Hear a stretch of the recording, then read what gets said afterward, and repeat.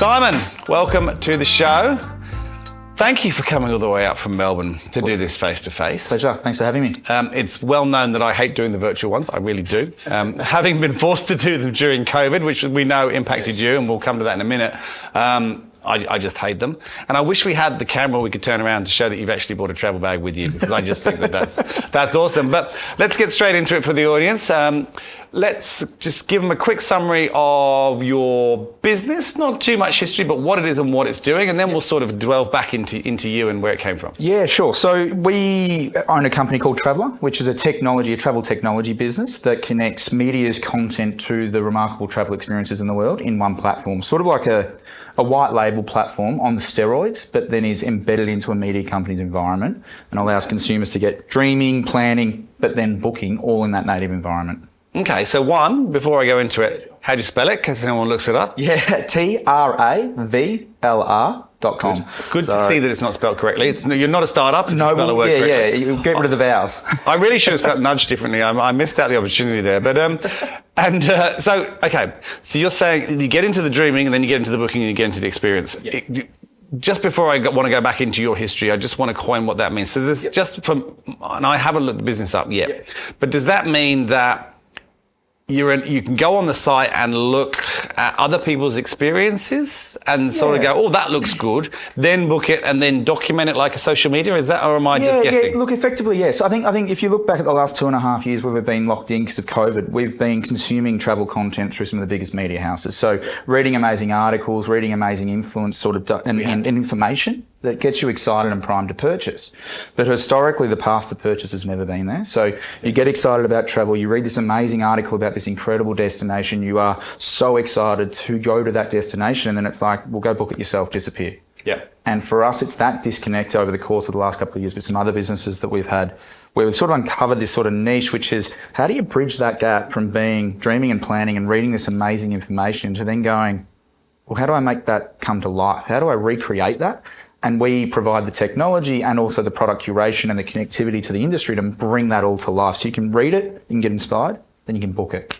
So this, to me, is the next evolution of, and I don't even know if it still exists. When I first moved here, I was in my young 20s. I was much younger. I used to watch Travel Show. I can't remember what it was called. It had Katrina Roundtree in it. Get away. And you'd see them go and you'd see them live it, and then they would give you a website to go on. This is really the next evolution of that. Almost, right? Yeah. Look, we as TRAVLR, we're sort of a technology company that is sort of like dreaming to be the Shopify of travel, effectively. Okay, so cool. Created the tech stack that connects the entire global travel industry into one site. Well, we're merchant of record. We then give that platform to media companies or brands to make their own. And so, a Getaway could be powered by TRAVLR, but that would allow Getaway to talk about the amazing products that they're promoting on show and then be able to provide all of the bookable experiences that are connecting to that. And we do that exactly that with Network 10 here is one of our partners, 10 TRAVLR. Okay, I understand. Excellent. All right, now, let's talk about you. Yep. And, the purpose of this is to really tell your story as well as the businesses. Sure. And while we were chatting just briefly before, I asked you if travel had been going 4 years, and you said, actually, it's a little bit longer than that. Yep. So let's go back to maybe, I'm assuming it sounds like you've been in the travel industry a long time. Yeah, well, that and the SaaS tech sector. So how did you bring that? How did that? And I don't have to go back to school days, but let's just go have some synopsis of how you ended up where you are. Yeah, so look, my background has always been in the SaaS sort of tech sector. I had a startup which was web development many years, and then I went into OneForm, which was an online SaaS business, which was exited to REA Group. Then the same team then went and launched Filler, which was a SaaS business that we exited to Rakuten. And so I've always been in the SaaS sector. But while I was doing that, my wife and I loved Bali. And we absolutely adored everything to do with Bali. She'd been there about 100 times. It was our first trip about, I know, ridiculous. It's obscene. But, I think when people pick a destination like Bali, that becomes their second home almost. Did you marry a 90-year-old? She went about 7 times a year before I met her. So, that's insane. Yeah, it was incredible. Wow. But, look, we were going there the first time together. Yep. And so she created this Word document, this PDF. And we called it the Bali Bible. Yep. And that's where the whole journey began about 13 years ago. And all the Bali Bible was about was creating a document that would inspire, that would help people fall in love with Bali as much as we love Bali. Cool. But we gave it to friends and family, and it took off. Really? I think I've heard of the Barley Bible. Yeah. I don't know why, but it rings a bell. Yeah, look, it's quite popular in Australia and New Zealand in particular, but it's grown to a couple of million followers across social media. It's the #1 travel site for anyone travelling to Bali. But that was sort of when the whole journey began. Was we were like, we're like a publisher. We're creating this inspirational content. We're priming people for purchase. But our revenue model was to go and get all these affiliate links or get advertising that farms people away from our environment. And our model was like, come to our site, we'll make all this content, we'll inspire you to travel, but then disappear and piss off elsewhere. Yeah. And I was like, what? Kind of felt like really disconnected. And that was what effectively stemmed TRAVLR, which was how do we connect the dots? And so that's what TRAVLR does. That's super cool. And you're right. There's so many. Affiliate marketing obviously is taken off and is still booming. But it does it. I've never understood affiliate marketing. I don't know if you know, we publish a website called Balance the Grind as well. Yep. And we've looked at that model and I don't like it because it's like you fight so hard to get your audience and then you're pumping them out somewhere else. It's madness to me. Yes. So I totally get that. Look, there's definitely an opportunity. I think a blended approach is always what we're sort of supporting, which is, you can have your affiliate where you sort of commercialize article content by driving them to the right product. Yeah. Because at the end of the day, like all we care about is creating the connection from a consumer that reads that content to try and making that achievable dream come true, which, when you read this article and you're like, all right, that was awesome. Now what do? I've got to go to 500 sites to try and recreate that. So, if you're even able to provide a product through affiliate, which is one of our portions of our tech that we provide, we can commercialize that content, but we can actually stitch together that article content with either the platform that has that as merchant of record, which is in the environment, or it might be farmed out to a third party, but at least it's the right content. Yeah. Okay. And do you work with travel agents? Because they're making a resurgence for the very reason you're talking about, in that there's so many sites. You just go, it's too much. It's overwhelming. Yeah. So look, TRAVLR's platform we're merchant of record. So we provide like a supercharged white label, fully customizable. Yeah. Some of the brands we work with are MTV with MTV Travel, Nickelodeon, BBC, Channel 10 here in Australia, stuff.co.nz. So as part of that proposition, we kind of have the entire travel ecosystem, but then we also have curated product that we create in partnership with the branded partners. But then sitting over all of that is a travel agency. So we're AFTA accredited and we've got travel agents ready to go across live chat that sit under the brands and that helps them curate that. And look, your comment around the resurgence of travel agents has never been truer. I think, the demand that Flight Centre's seeing right now for people needing to have the support, flights have never been more expensive ever, but they also have never been so many things going wrong with flights. My flight was 4 times delayed on the way up here today. Awesome. So I'm like, lucky I have a travel agent. Was it expensive? Because I went to go to Brisbane tomorrow and I thought I could probably go to New Zealand and Fiji and anywhere cheaper than Brisbane. I don't understand. Is it just a cash grab? Look, I'll be careful what I say because these. So let's be clear. Is it a way of them recouping all those losses they had over those lost years, rather than a cash grab? Look, looking at the Qantas' recent performances, I think it indicates that there's definitely some good margin that they're making, and it's not that the rising cost of fuel is driving the inflated prices, because their profit has gone through the roof. Yeah. So I think reading between the lines, look, there's been huge losses that these companies have made, and they've worn over the course of the last 2 years. Every company, not just travel, but travel in particular, has suffered. And there is this sort of path to trying to recoup the losses of retaining staff and things like that, which I think is fair and justified. I think, look, the pricing that we're seeing across short-haul international and even domestic travel at the moment is ridiculous. Yeah. I think with the emergence and entrance of partners like Bonza and Rex, I think that's going to help. Just competition is always healthy, I think. Pretty pricey too, I looked at. Yeah, well, Bonza's entering very soon, which is another low-cost carrier in Australia, which will be exciting to see that. And I think that's going to help drive prices back down. And Virgin's doing some amazing things at the moment Virgin as well. I agree. But look, I want to go back to, before we go into sort of your history, there's something I want to touch on in that you just threw about, which I picked up on, which I really want to ask you. But we're in this moment right now. Let's talk about you, because travel industry. Yep. COVID, everyone remembers it. Technically, it hasn't gone. Yep. It must have had, if I look at your LinkedIn profile, I think it says 4.5, 5 years that travel's been going, right? So it's kind of right at the point where you begin to get traction. That 3-year point is where you go, actually, we got something that could really work here. Yep. When something like COVID comes along and you're not even allowed to go more than 1K from your house, Yep. you're very limited in the experiences you can offer. So what happened? How did it happen? Talk us through it, because I think not enough people talk about the tough stuff, and I'm keen to hear. Look, obviously, TRAVLR is a tech company. So for the first 2 years, as you mentioned, or 3 years almost, we were going through a build cycle, which was about creating this technology, plugging on all the APIs, building this ecosystem that was really exciting. And then we were testing and learning it with the Bali Bible. Yep. And we're seeing great success. So that was sort of our original, it was our founding baby, blah, blah, blah, but then it evolved into being our testing ground and R&D place. Yep. We launched 10 TRAVLR and also Webjet Bali Buddy, and 10 TRAVLR, which is a partnership with Paramount and Network 10. Yeah, I've seen that. Yeah, so we launched that in January 2019. So we launched that, it went crazy. For what, 3 weeks? 4 weeks. I think that the interesting that we aired it on I'm a Celebrity, Get Me Out of Here. We got 40,000 signups. It just went through the roof. Then the next morning we were doing 10 deals in 10 days, and the first deal was China. And that was on the second week in January, and literally that morning at 5 a.m. we had a launch party the night before. We had to rip the China product out because COVID was starting to emerge. And, this is at 5 a.m. We're getting live reads on Studio 10 that morning to launch 10 TRAVLR, and we pulled it out and swapped it over with a different product. And look, that was just the sort of, this will be fine. It's just going to be sort of over in China or other countries. We'll keep going. So we kept taking bookings, and everything started going really, really well.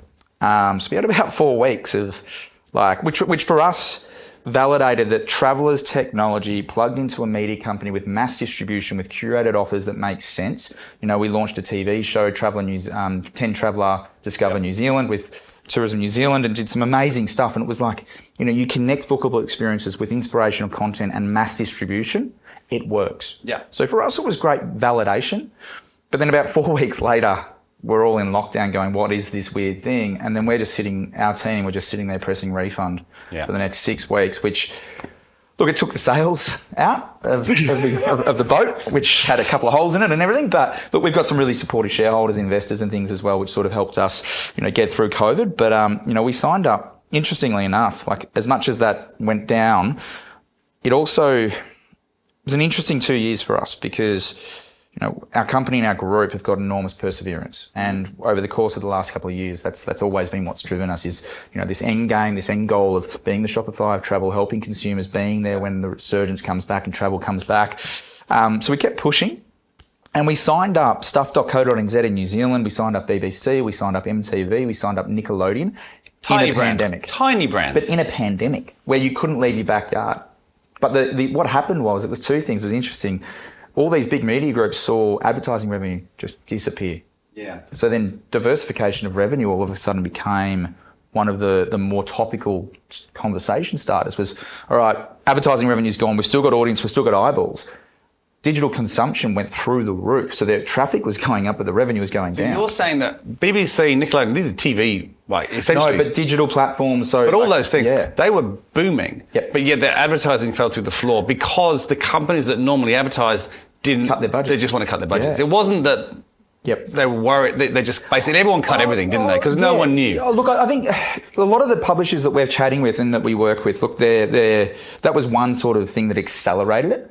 I think over that period was, it wasn't that advertising's dying and revenue's dying. It was more, diversification of revenue has been a really strong conversation within a lot of these groups in any business. How do you, the founder of BuzzFeed was talking about it 6 years ago is, we rely on advertising revenue, but we want 30% of our revenue now to be attributed to own channels, because that means that we're in the control of our own destiny. Yeah. If revenue drops there, we increase own channels with the eyeballs and draft traffic that we drive, and then we're fine. We can sort of hedge. And so that was something that was topically started before COVID hit. That's why the Paramount Group and different partners sort of went down that path. But then we definitely ran into an acceleration of that, because people were like, all right, what do? We want to own the user, we want to own the data, we want to own the customer, and we want to diversify revenue as quickly as possible. And we're like, well, we can get a site up in 3 weeks. Let's go.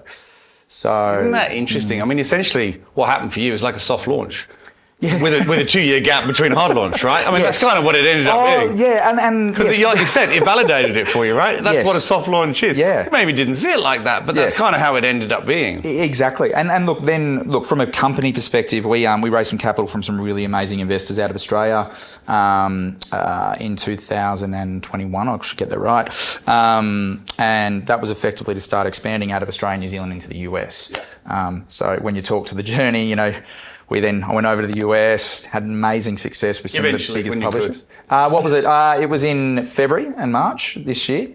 So finally when I could travel, which was exciting. I travelled January this year. It was super exciting. Yeah, it was like, am I out? It was a nightmare, but it was super exciting. Yeah, your flights got cancelled, the COVID checks, all that sort of stuff. Oh, yeah, the flights to the US. My luggage went all over the US before I got it. You've got to get the key tags from Apple on it and you just follow it all around the world and it's like, oh, that's not where I am. It's a little late to tell me, but it was... No, United Airlines were able to tell me where it was. It just wasn't near me. But it was a really...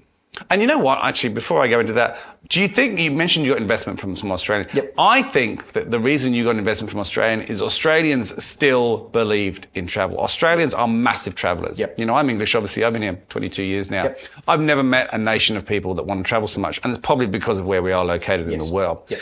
But do you think you would have got that in other countries? I'm not sure that you would have. I think the belief that travel would return is almost built into the Australian psyche. Look, yes and no. So, look, I definitely think that there was opportunity where our investors saw, the proposition had been validated, which was a tick from an investment perspective. We were scaling the team and building out our team and getting some really amazing executive and board on board to really support the growth of the plan. The tech was built. Which was a big win. And I think they sort of said, look, from an investment perspective, we see the path here, that it is going to open up. For us, it was interesting because based in Melbourne, we were in lockdown for more than any other state. Worst in the world, I think, other than maybe somewhere that no one can remember. Yeah. There's one place that was worse, but we don't talk about it. Brutal. Probably Wuhan, I would guess, but yeah. But we through that phase, we were sort of, how do we hedge and our path and focus on the US? Because when we were in lockdown, the US was wide open. Yeah, and so that was sort of the approach in January and February was, all right, Australia and New Zealand might go in and out of lockdowns, and that was where we had really great partnerships. Yep. And we're like, well, let's diversify. Not only as they diversified their revenue, we were diversifying our key markets. And so we said, well, let's go to the US. We said, let's go US and UK because the tech is global from day one, which is awesome. Well, and it's interesting how I'm reading a lot of content now from different startups and it's sort of just don't go global from day one, conserve your cash and be more sustainable about how you build it out. But we did build the platform from day one to be global, multi-currency, scalable, huge infrastructure, ready to go up the roof. You also built that in a time when technical skills were significantly cheaper. So there's actually, as much as there's been some bad timing, which you've had no control over, there's been some great timing too. Well, and this sort of leads into Bali, because interesting for us, we're a tech company, and because of our Bali Bible business, we've actually got an entity out of Indonesia that allows us to tap into resources in Indonesia, technical resources and dev team. So our entire dev team, except some of our senior roles here, are all based. So we've got 35, 40 staff in Indonesia in our engineering team. How many in Bali?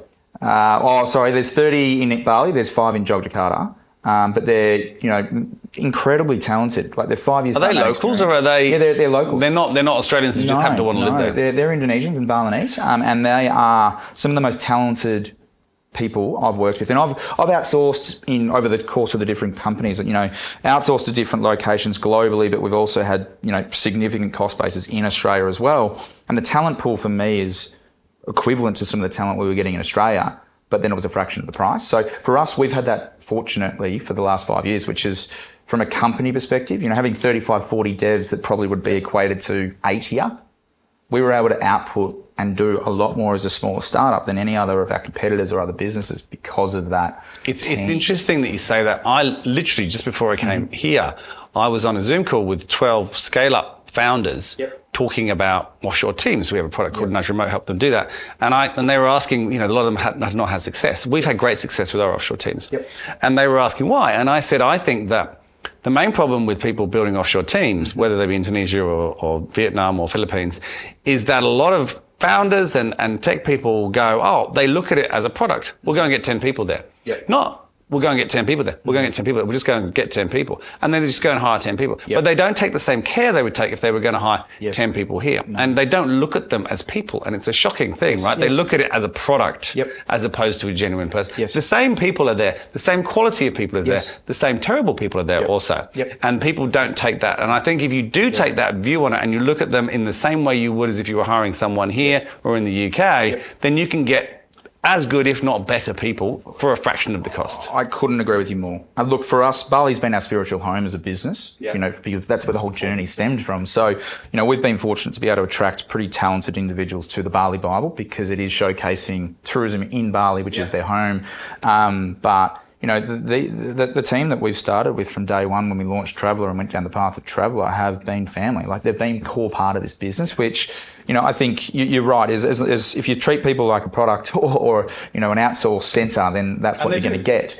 But and look, Bali, I've done the same. We've done India, we've done Ukraine, we've done different locations like that. We've got, Singapore, et cetera, Philippines. But for me, we've consolidated everything back to Bali for a number of reasons. The people and the culture there, I just... Yep, we all know that. Yeah, but it's short haul international travel for any of our teams in Australia to go over there. It is. It's incredibly easy to go over there regularly, so you can actually build that bond with the talent and teams. So, and we do some outsourcing to some smaller businesses that TRAVLR Group owns, where we provide our dev team and access to our infrastructure to them for a nominal fee. And so, some of our partners and businesses that we have ownership of have now got access to the dev teams there, 5, 6 staff where they've got one here, and it's a key cool. So, they're doing more innovative stuff. And unfortunately in Australia, fortunately, I think the tech sector, it's incredibly hard to recruit really good talent right now. It's getting easy. You know what? Right now, and the date is for everyone who's watching this later, the 26th of October, just before Halloween, is the best time it's been in 3 years, in my opinion. Yep, but it doesn't mean it's easy. Yeah, I think attracting, and especially for startups, I think one of the things we were talking about the other day is ESOPs now based on valuation, multiples of ARR. You start looking at the sort of ESOPs to try and attract top talent now. You're looking at those sort of roles and they're saying, I don't want the ESOP, I'd rather just have a really high salary. You do get, and I think people they finally understood ESOPs. Yes. And that's good because we were way behind on that. Yep. But before we go into where you are now, because I want to come back to when you landed in the States, which is kind of future. I want to go back to something that you said earlier. I think you mentioned 2 exits, or was it 3? Yeah, so filler and one form with the group. So, and then we had a website travel sort of technology startup. So I've been through some exits. There's nothing easy about exits. They're awful experiences and they're good experiences at the same time. That means that you came out of the blocks as an entrepreneur and you've successfully exited, which I don't care what the scenarios are. And successfully means you didn't lose money. It doesn't mean you made billions, in my view, because that's my experience. Why do you think you came out as an entrepreneur, and what do you think enabled you, and this is a little left field, but I think it's important, to exit? Because a lot of people never exit. And a successful exit is an exit where you make something out of it, not, like I said, not millions. Yeah, look, for us, even when we started TRAVLR, for me, there's always been a mental path to trade sales or something in the future. It was about creating something that hasn't been created, or creating something that was fixing an issue that we saw. And look, over the course, I did Bachelor of Business Entrepreneurship at uni and dropped out a month before my final degree because I got an opportunity with a group. So doesn't that coin an entrepreneur to a T? I know, but then I was like, when I went through it, I'm like, you've gone part-time? You either go and do a 3-year course to be an entrepreneur, or you just have that crazy kind of... I tend to agree with that. And when I went through the course, it was more like hands-on experiences where I'm going to learn more. And I always knew from day dot that was the path that I wanted to personally take. Going to the school fetes when I was, 12 and selling possum boxes and burp things, trying to flip them from whatever I could. And then, just the stupid little things that you kind of build out. But look, when we did one form, the Chad Stevens, Chris Kosh, and the Patana guys were behind that. And, that was always a path. Filler was always a path. TRAVLR was always a path to, creating and fixing a problem, and then providing a meaningful solution, and then potentially finding a home for that. So, one form was acquired by REA Group, which was one of their biggest, one form buttons were on every real estate domain list. I remember the rise of REA Group, and I remember that acquisition as well, which is a bit sad because it means I'm a little older. Well, they've just shut down OneForm, unfortunately, on REA. Have they really? Replaced it with an internal thing. So, but yeah, and look, for me, OneForm, TRAVLR, we've fixed the void from a technology perspective, and the path here is we've created this amazing platform. I don't know what the path will take in the future, but we've always built it to be a potential trade sale or something under a bigger group, which is always the natural approach. And I think that's something I'll apply in every future entity or business that I ever do. I think so. Look, I think the answer to the question was in your first sentence, that you were willing to give up your degree one term before the end because an opportunity. That is an entrepreneur. It's a person who sees an opportunity and is willing to act on it, regardless of perhaps what's going on. Well, the HECS debt that carried over that period that was for absolutely nothing was really valuable. But and I think it was the first entrepreneurship course that RMIT launched in Melbourne. So the fees were enormous because it was the first flagship course. Beautiful. And look, it was. You weren't the poster boy. No. You might be now. No, don't. I definitely won't be, because they'll be saying, don't put him up there, because he's pretty much saying don't go to uni because you can get. No, he's saying come and then leave. Just as long as you pay us the money, we don't care. They'll be fine with it. All right, let's go back to where you are now. So you've got where we are now, travel, what's happening, super exciting. Yep. So we'll just pull ourselves back to where we left off. Yep. January last year, February last year. Yep. You're flying over to the US. You've got 15 masks on. You don't know where your bags are. You've taken 4.5 hours to get through the airport. Yep. Bang. What happens? Yeah, so we met with some of the biggest tier 1 media publishers in the US, in New York and LA, and we had some of the most productive conversations with groups that were all looking to diversify revenue. Then obviously in the US, there was a big sort of cloud hanging over data and cookies.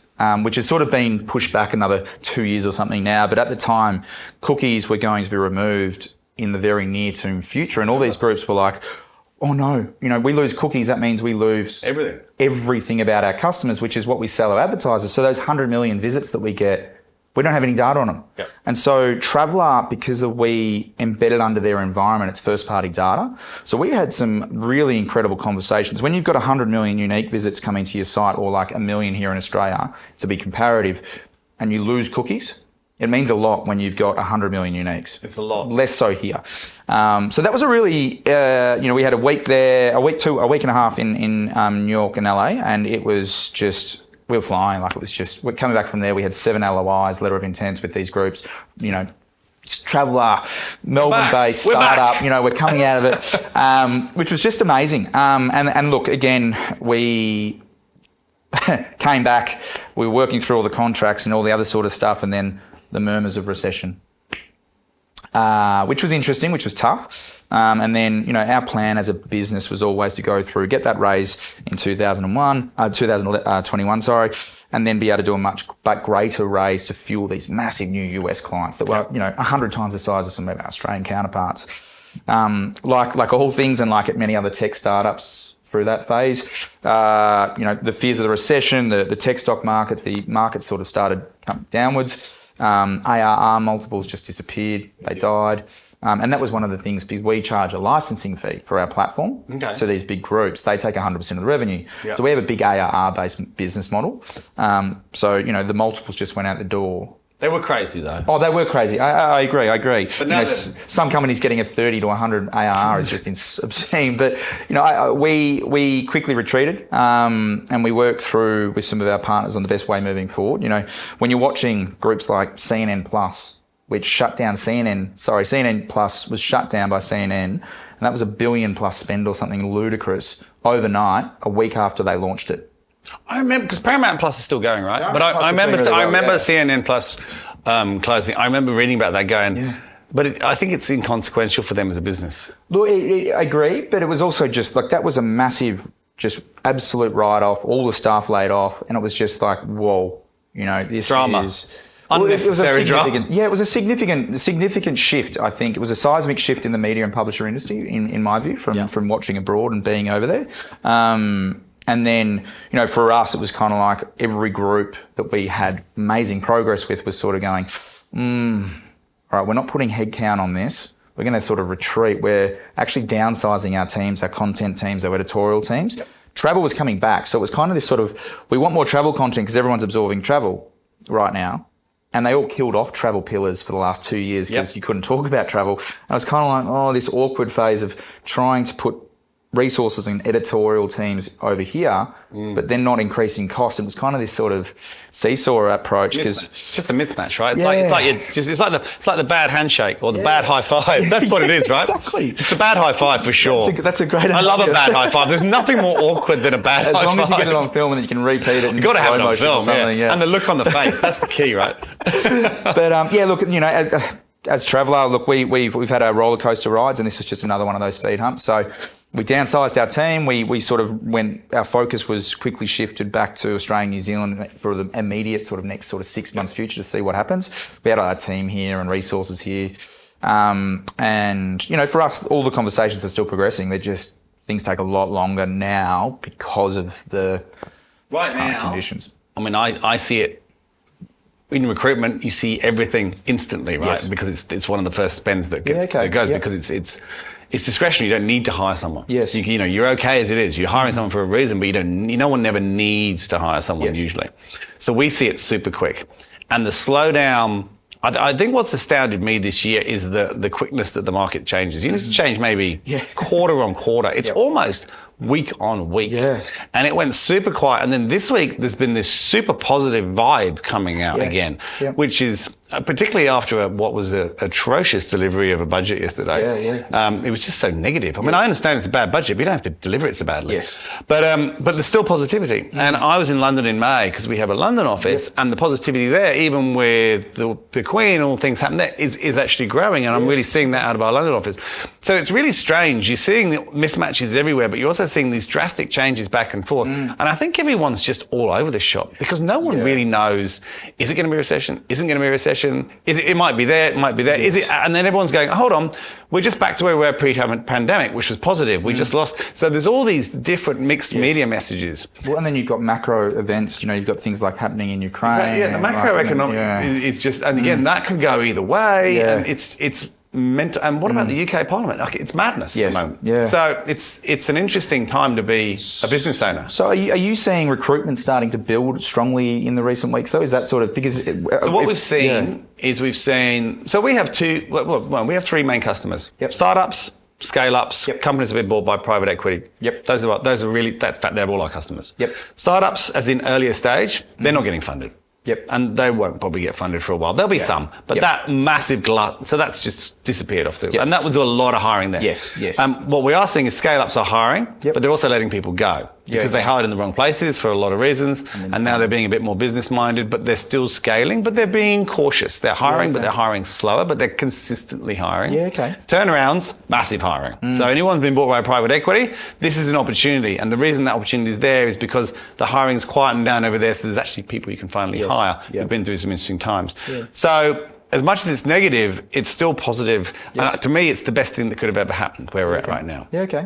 Right. So that's good for you because I think the sentiment of hiring also drives the sentiment of people willing to travel. If you think you're going to lose your job, you don't book a holiday. Yes. If you see new jobs coming, you book a holiday in between your holidays, in between your jobs. So it's actually very relevant to your to your market. No, I'd agree with that. Yeah, and I think consumers at the moment, from a travel perspective, even going into the travel side of things, flights are enormously priced, so trying to travel differently, traveling, self-drive or short haul. I'm driving to Melbourne at Christmas. Are you? Yeah. We're going to stop halfway, but we thought, why not? Because it's really I just don't know what's going to happen with the whole, and like, I think I watched the news last night. Was it one of the airlines, being very careful not to name them, had something like 60% disruption. 60% of their flights were disrupted, and I will not name them. And it wasn't Qantas, so we can just say that because they'll think it was them otherwise, and they'll sue me. But that to me, I got kids. Yes, they're teenagers, but it's just awful. Yes. So just get in the car and drive down. Drive 4 hours, stop. Drive 4 hours. Unhindered travel, easy. You got to. Yeah. Luckily, petrol prices are super cheap. That works out well. Thanks to Mr. Putin. But it's a fascinating time. And I think the interesting thing now, and it will be interesting for you as well, because your industry is very, very driven by what's happening instantly, like ours is that it's just changing so quickly, constantly.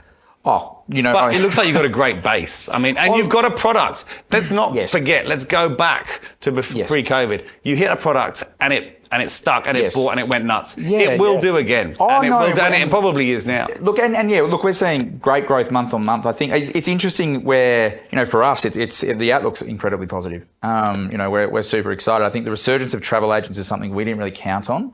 The way we look at our technology is kind of like a digital flight center in the path of, busy malls, but instead of those busy malls being, your shopping centers and having a flight center in them, we're putting like a flight center in the path of digital publishers' content and sort of doing it that way. And for us, just, inquiry levels have gone through the roof, and it hasn't been self-service bookings, which we hoped it would be. It'd be, here, we'll create all this amazing tech that you can book all your stuff yourself. It's actually inquiry levels and actually needing your handheld along the travel journey is actually just soared. I think everybody wants a handheld because there's just so much noise. Yes. Can I ask, hotels? Yep. If I want to book a hotel direct with you, can I do that with you? Yeah, so the way our tech stack works, so effectively we've got Expedia, Agoda Homes, Jack Travel, Webbeds, all sucked into one feed. So it's like hotels combined. Yep. But instead of you farming off from hotels combined, is that or a Trivago, for anyone who doesn't know hotels combined, but good TV adverts. You stack all these different hotel room nights together. And so that allows us to have competitive prices based on the difference. So if Expedia's cheaper one night, Agoda's cheaper the next night, we mesh it together and you get the best pricing. Because that was the best pricing. Frustrate me. Asterisks. I don't want to go and booking. I don't want to go on them all. I just don't have the. I don't have the time. And then you farm off to 15 sites. Whereas with us, we're merchant of record. We own the transaction. So you might be booking through an Expedia product on mtvtravel.com or an Agoda. You don't know. So it's kind of like we've done that, and then we've got mix and match flights. So kind of like a Webjet to an extent, where you can book a Virgin flight with a Jetstar flight, bundle it together, then add Agoda, Expedia hotels, plus the ability that travel allows us to connect ourselves to any hotels. Yeah. So if we have, a group on Sightminder or Resd or activities, we can go direct to those hotels where there's high demand. I'm going to go and have a look at this site because travel booking, I've gone back to travel agents. Because it's just been horrible. Yes, it has. It's interesting. Yes. Oh, and look, for us, where our path is distribution. For us, when it's a very cool model. I think the tech drives your model. That's the difference, right? It 100% does. But as Booking.com spent $5.6 billion, I think it was in 2019, US on advertising. Wow. That's just obscene amounts of money. So the traditional model in travel is you spend money to get eyeballs, you charge customers X, you make commission, and that pays back the advertising, then that's your spread. Now, for us, it's how do we reach the same kind of audiences that a Booking.com pays $5 billion to? And then we get all these eyeballs, but we don't have to pay for it, but then we provide that as a SaaS platform. So we still get the same amount of eyeballs through a funnel. So it's very clever. It's very clever. Yeah, look, it was all stemmed from Bali Bible, which we just got angry and got pissed off and said, let's fix it ourselves. Yeah. You should have come in with a T-shirt with Bali Bible on. I think you're the first person to come in without a T-shirt. I always feel like I should wear a T-shirt with something on, give it a nudge probably. Oh, I had a meeting, downstairs around that Barangaroo, and I was like, I'll go dressed up. And then I'm like, should have got a I never wear a give it a nudge T-shirt. I need to get, although I just think it's right there. I think it's too much. Let's not point to that picture. We'll try and keep that out. All right, one last question. Yep. I am sure with the way the world's going, and I do believe, like you, I believe that the future is actually really good next year. I think once we get through in Australia, and this obviously doesn't match to the rest of the world because we have quite a global audience, but December, January are always weird times in Australia because it's a holiday time, the kids are off school. But I think come February, I think we're going to see a real surge in everything. Unless something drastic happens that no one can predict with the war or something. But I believe that will happen, and I believe travel will be very much part of that. So that means you'll be growing. So that means people might be wanting to come and work for you who are not in Indonesia. Or even if they are in Indonesia, tell me, as a business, and this is the question I ask at the end of every single episode, because we're technically a recruitment business in our heart. Why would someone want to come and work for a traveller? What's your view? How would you pitch it to someone? Yeah, look, I think everyone loves travel. And everyone loves media. We consume media on a daily basis. I think we bridge the two of many people's favourite industries into one platform. And we're a tech startup that has, by default, we're inspiring, helping and supporting people live out their best experiences and travel experiences anywhere in the world. Now, from a rewarding perspective, there's nothing more that you can really be and feel rewarded about, in my personal opinion, than helping a family discover the best place in Turkey, or someone going on a road trip because they booked it through you and actually making that family spend quality time after all the shit we've been through over the last 3 years, and just absolutely love that. So we're connecting and creating experiences, and our vision as a company is to provide 100 million remarkable experiences to people by 2025. So for us, it is about providing incredible travel experiences to a really big audience that's going to change their life. So, I think if anyone wants to come along and, be part of that journey, I think that they'll welcome them. Damn, that was a good answer. I've asked that question nearly over 80 times. That was a cracking answer. That is a very well rehearsed answer. Well, if you're not going to join after that, well, I imagine that you've said it a few times over the years. That's a great answer, and I can tell it's very genuine, and I love that, mate. Thank you so much for taking the time to come up. Thank you for coming on the show. Pleasure. And I look forward to maybe booking my next holiday through. That's such a corny line, but I'm going to say it. TRAVLR. We'll give you a good discount exclusively to this group and these listeners. So, no, thank you very much. Thanks, Tom.